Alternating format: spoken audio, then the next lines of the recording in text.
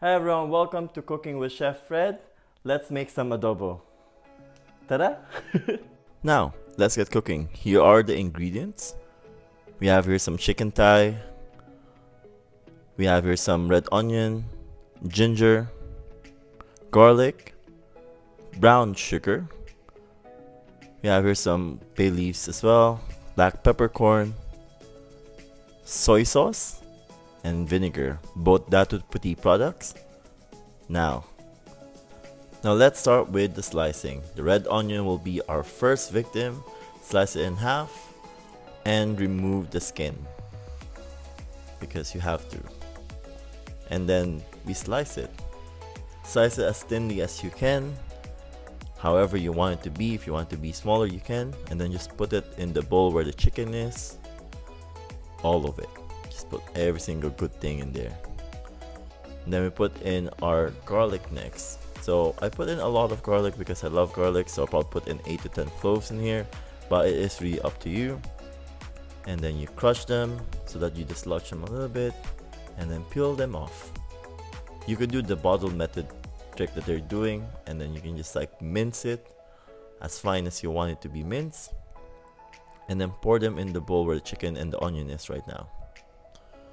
Amazing. Now we're going into the ginger. I use a teaspoon to peel it off. Most people know this trick by now, I hope. And that's the fastest way to remove the skin. And then you just slice the ginger. I did a matchstick of slicing the ginger here. And like the garlic and onion, it goes in the bowl where the chicken is. And then we put in some bay leaves. That small bay leaf there. And then we put in some peppercorn. I put in a lot of peppercorn because I love pepper, but it isn't to tasting. It's up to you how much you want to put in, but there's a good amount. Then brown sugar. We put in equal parts of soy sauce, and then our vinegar. Here I use Datu Puti because I love them. You can use whatever soy sauce vinegar you want. Mix them all up. Put it in the fridge overnight or for 3 hours to marinate it. After marinating, put it in your pot.